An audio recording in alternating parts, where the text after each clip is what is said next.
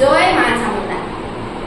Negative energy remove কৰা সকলোৰে এতিয়া প্ৰত্যেক ঘৰে ঘৰে বহুত বেছি দৰকাৰী হৈ পৰিছে আৰু নিগেটিভ এনাৰ্জি ৰিমুভ কৰাৰ ওপৰত মানুহে বহুত বেছি গুৰুত্ব দিবলৈ ধৰিছে।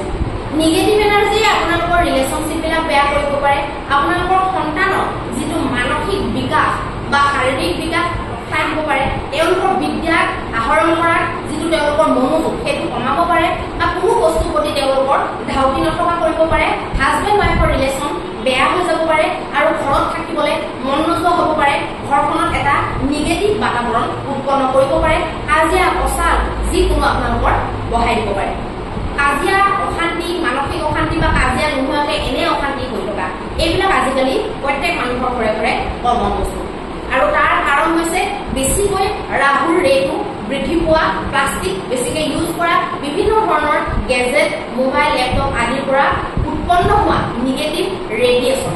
এইবিলাকৰ প্ৰভাৱত আমাৰ চিন্তাধাৰাত যি নিগেটিভ ৰেডিয়েশ্যন উৎপন্ন হয়, আমি বেয়া কথা এটা ভাবিলে মানুহৰ কাৰণে বা যিকোনো ক্ষেত্ৰত আমি যিবিলাক চিন্তাধাৰা কৰোঁ, যিবিলাক আমি ক্ৰিয়াকলাপ কৰি থাকোঁ, সেইবিলাকৰ পৰা ঘৰৰ বিভিন্ন ধৰণৰ বস্তুৰ পৰা বা আপোনালোকে বহুত পুৰণা দিনৰ পৰা ঘৰটো চাফা কৰা নাই বা বহুত পুৰণা ঘৰ এটাত আপোনালোকে বৰ্তমান বাস কৰিবলৈ হৈছে, তেনেকুৱা বিভিন্ন কাৰণত নিগেটিভ এনাৰ্জি মানুহৰ জীৱনত উৎপন্ন হয় আৰু এনাৰ্জি কেতিয়াও আপোনালোকৰ ডেষ্ট্ৰয় কৰিব নোৱাৰে আৰু এনাৰ্জি বোলে কেতিয়াও ক্ৰিয়েট কৰিব নোৱাৰে। তেনেকুৱাত আপোনালোকে জাষ্ট আপোনালোকে পজিটিভটো নিগেটিভ কৰিব পাৰে, নিগেটিভটো পজিটিভ কৰিব পাৰে। গতিকে তাৰ কাৰণে তাৰ সলিউশ্যন হিচাপে অনাগত দিনত আহিবলগীয়া দিনত এইবিলাক বস্তু যিহেতু বহুত প্ৰয়োজন হ'ব, আমি অষ্টলক্ষ্মী সৰ্ব ঔষধি গুণা পাউডাৰ নামে এটা প্ৰডাক্ট উলিয়াইছোঁ। তাত 51 বিধ আয়ুৰ্বেদিক ঔষধি বা বন ঔষধিৰ দ্বাৰা ভীমসেনী কৰ্পূৰ, যিটো কৰ্পূৰ আপোনালোকে খোৱাৰ পাৰপজত ক্ষীৰচিৰত দিবলৈ ইউজ কৰা হয়, যিটো বহুত দাম হয় মাৰ্কেটত, সেই কৰ্পূৰটো আৰু লগতে গৰুৰ ঘিউৰ দ্বাৰা, যিটো নকলি ঘিউটো নহয় আচলি ঘিউৰ দ্বাৰা আমি এই গোটেইখিনিৰ মিশ্ৰণৰ দ্বাৰা এটা ধূনা পাউডাৰ তৈয়াৰ কৰিছোঁ। এই ধূনা পাউডাৰটো আপোনালোকে যেতিয়া ঘৰত ধূনা হিচাপে প্ৰয়োগ কৰিব, তেতিয়া তাৰ পৰা তাৰ ঔষধি গুণ, কৰ্পূৰৰ ঔষধি গুণ আৰু ঘিউৰ ঔষধি গুণৰ পৰা আৰু যিটো ঘিউ বা কৰ্পূৰৰ যিটো মানে এটা ঐশ্বৰিক গুণ আছে, সেই মানে পজিটিভ এনাৰ্জি ধৰক, সেইবিলাকৰ পৰা আপোনালোকৰ ঘৰত এটা পজিটিভ ভাইব্ৰেশ্যন ক্ৰিয়েট হ'ব ৰাতিপুৱা আৰু গধূলি। আৰু ৰাতিপুৱা যদি সময় নাপায় অনলি গধূলি টাইমত আপোনালোকে এই ধূনাটো নৰ্মেলি যেনেকৈ নাৰিকলৰ বাকলি বা কাঠৰ চলি তলি দি আপোনালোকে ধূনা প্ৰিপেয়াৰ কৰে, তেনেকৈ ধূনাটো প্ৰিপেয়াৰ কৰি অঙঠা হোৱাৰ পিছত আমাৰ এই অষ্টলক্ষ্মী সৰ্ব ঔষধি ধূনা পাউডাৰটো আপোনালোকে দি পেলাই গোটেই সম্পূৰ্ণ ঘৰত আপোনালোকে ধূনা কৰক, গেটৰ ওচৰলৈকে ধূনা কৰক। ভূত প্ৰেত পিশাচ আদি যিকোনো নিগেটিভ এনাৰ্জি আপোনালোকৰ ঘৰৰ আশে পাশে ঘূৰিবও নোৱাৰে, প্ৰৱেশ দূৰৰে কথা। আৰু লগতে আগত যিখিনি মই কৰোঁ, যেনেকৈ আমাৰ ধৰক নিগেটিভ এনাৰ্জি বৰ্তমান বাঢ়িবলৈ ধৰিছে, সেইবিলাকৰ পৰা আপোনালোকে অব্যাহতি পাব। ধূনাৰ লগতে গৰুৰ গোবৰৰ লগত কিছুমান আয়ুৰ্বেদিক ঔষধি মিক্স কৰি পেলাই আৰু ঘিউ মিক্স কৰি পেলাই এটা গৰুৰ গোবৰৰ ধূপো তৈয়াৰ কৰা হৈছে। সেই ধূপটো আপোনাৰ নিগেটিভ এনাৰ্জি ৰিমুভ কৰাৰ লগতে মোবাইল ৰেডিয়েশ্যনৰ কাৰণে খুব ভাল।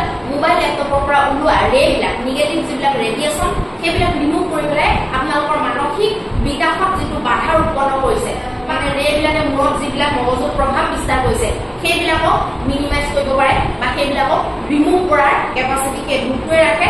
আৰু ধূনাটোৰো বহুত বেনিফিট, ধূপটোৰ বহুত বেনিফিট আছে। গতিকে এই দুটা প্ৰডাক্ট আপোনালোকে অৰ্ডাৰ কৰিব পাৰে, ধূপটো অৰ্ডাৰ কৰিব পাৰে, ধূনাটো আপোনালোকে অৰ্ডাৰ কৰিব পাৰে। মানুহে নিজৰ মুখৰ স্বাদৰ কাৰণে বিভিন্ন ধৰণৰ শাৰীৰিক আৰু মানসিক ক্ষতি হোৱা বস্তু পাৰ ডে 200-300 টকা খৰচ কৰে, কিন্তু নিগেটিভ এনাৰ্জি ৰিমুভ কৰাটো যে ঘৰৰ কাৰণে কিমান জৰুৰী আপোনালোকে আজি গম পোৱা নাই। আজিৰ পৰা 10 বছৰ পিছত আপোনালোকে গম পাব নিগেটিভ এনাৰ্জি ৰিমুভ কৰাৰ কাৰণে মানুহে 3-4 হাজাৰ টকা দি পেলাই প্ৰডাক্ট কিনিবলগীয়া হ'ব, কাৰণ নিকিনিলে তেওঁলোকৰ উপায় নাই। ঘৰত যিমানেই নিগেটিভ এনাৰ্জি বাঢ়িব, আপোনালোকৰ পইচা পাতি অহা ৰাস্তা বন্ধ হ'ব, নিজৰ সন্তানৰ কেৰিয়াৰ বাধিত হ'ব, পঢ়া শুনাত মন নলগা হ'ব, বিভিন্ন ধৰণৰ আদি ব্যাধি আপোনালোকৰ ঘৰত ঘৰ ল'বলৈ ধৰিব, কাজিয়া পচাল বাঢ়িবলৈ ধৰিব, ৰিলেশ্যনশ্বিপবিলাক বেয়া হ'বলৈ ধৰিব। গতিকে নিগেটিভ এনাৰ্জি ৰিমুভত গুৰুত্ব অনাগত দিনত আজি নিদিলেও কাইলৈ মানুহে দিবই দিব। গতিকে এই প্ৰডাক্টটো আপোনালোকে ইউজ কৰি পেলাই দিনটোত পাৰ ডেত আপোনালোকে 200-300 টকা যিহেতু মুখৰ টেষ্টৰ কাৰণে খৰচ কৰি দিয়ে, বন্ধু বান্ধৱৰ লগত খৰচ কৰি দিয়ে, মোবাইল ৰিচাৰ্জত খৰচ কৰি দিয়ে, কিন্তু আপোনালোকে গোটেই ঘৰখন পবিত্ৰ কৰাৰ কাৰণে, শুদ্ধি কৰাৰ কাৰণে, ঘৰ সমৃদ্ধিৰ দিশৰ ফালে লৈ যোৱাৰ কাৰণে আপোনালোকে এই যদি প্ৰডাক্টকেইটা আপোনালোকে ইউজ কৰে, তেতিয়াহ'লে মই ভাবিছোঁ যে আপোনালোকৰ সেই মুখ শুদ্ধি বা কিবা খোৱাতকৈ বহুত বেছি আপোনালোকৰ বেনিফিট হ'ব। ঘৰখন উন্নতিৰ পথত যাব, ঘৰখন সমৃদ্ধিৰ পথত যাব, ঘৰলৈ লক্ষ্মী আহিব আৰু যি লক্ষ্মী আহিব আপোনালোকৰ স্থিৰ হ'বলৈ ধৰিব, মানসিক শান্তি আৰু পাৰিবাৰিক শান্তি আপোনালোকে লাভ কৰিব পাৰিব। গতিকে আপোনালোকে এইবিলাক কথা ভাবি চিন্তি সামান্য 300-400 টকা এটা গোটেই মাহটো হৈ যোৱা বস্তু এটা আপোনালোকে ল'বলৈ ভয় খায়, কিন্তু দিনটোত আপোনালোকে 300-400 টকা খেদাই দিয়ে। আমি বস্তু উলিয়াবহে পাৰোঁ, দিশটো দেখুৱাইহে দিব পাৰোঁ আপোনালোকক, জবৰদস্তি আপোনালোকক বস্তুটো কিনাই দিব নোৱাৰোঁ। আৰু বহুতে কি কৰে, মেছেজ কৰে এড্ৰেছ দি পেলাই, মানে অৰ্ডাৰ দি দিয়ে আৰু যে আপুনি মোৰ এড্ৰেছত পঠাই দিয়ক। এইটো ফ্ৰীত পঠোৱা বস্তু নহয়। উদ্যোগসকলে গম পাব লাগে যে আমি যিহেতু কিবা এটা প্ৰডাক্ট উলিয়াইছোঁ, প্ৰডাক্টটো আমি আপোনালোকক ফ্ৰীকে বিতৰণ কৰিব নোৱাৰোঁ। কাৰণ 51বিধ ঔষধি আমি বাহিৰৰ পৰা আনিব লগা হৈছে, প্ৰত্যেকবিধ ঔষধি আমি পোৱা নাই অসমত। তাৰ উপৰি আমি তাত আপোনাৰ পিয়ৰ ঘি দিব লগা হৈছে। পিয়ৰ ঘি আমি যিটো তাত দি আছোঁ 800-900 টকা কিলোৰ ঘিউটো আমি দি আছোঁ, কেতিয়াবা 1000 টকাও পৰি যায়। আৰু কৰ্পূৰ যিটো আমি ইউজ কৰি আছোঁ ভীমসেনী কৰ্পূৰ 1500-1600 টকাৰ ওপৰত যায় কৰ্পূৰৰ দাম। গতিকে আপোনালোকে ফ্ৰীত যিসকলে আশা কৰিছে তেওঁলোকে মেছেজ নকৰিব প্ৰডাক্ট এটা উলিয়ালে দোকানত বা যিকোনো কোম্পানীয়ে আপোনালোকক কি ঘৰত ফ্ৰীকে দিয়ে নেকি।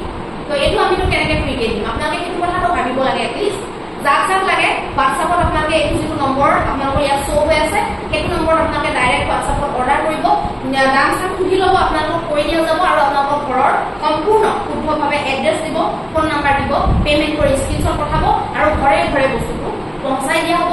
এতিয়ালৈকে ধূনা পাউডাৰ যোৱা দুৰ্গা পূজাৰ পৰা এতিয়ালৈকে আমি 100 কেজি প্লাছ আমি ধূনা অলৰেডি বিক্ৰী কৰিছোঁ আৰু ধূপটো এতিয়া 1 মাহো হোৱা নাই আমি লঞ্চ কৰা, ধূপো গৈ আছে, এতিয়া মানুহে অৰ্ডাৰ কৰি আছে। গতিকে আপোনালোকে নিগেটিভ এনাৰ্জিত গুৰুত্ব দিয়ক, বাকী আলগাল বাদ দিয়ক। লাভ বাস্তু শাস্ত্ৰৰ কাম কৰিও আপোনালোকে লাভ নাই। যদি বাস্তু শাস্ত্ৰ ভাঙি মেলি আপোনালোকে চব ঠিকো কৰি লৈছে তথাপি লাভ নাই। আপোনালোকৰ ঘৰত যদি নিগেটিভ এনাৰ্জি আছে, নিগেটিভ এনাৰ্জি যদি দিনক দিনে বাঢ়িবলৈ ধৰিছে, তেতিয়াহ'লে আপোনালোকক কোনো বাস্তু ঠিক কৰি আপোনালোকৰ ঘৰখনত মংগল নহয় আৰু কেতিয়াও কাম নিদিয়ে। ভিডিঅ'টো যদি ভাল লাগে লাইক কৰক, শ্বেয়াৰ কৰক, ছাবস্ক্ৰাইব কৰক আৰু যিসকলে ফেচবুকত চাই আছে ফ'ল' কৰিব।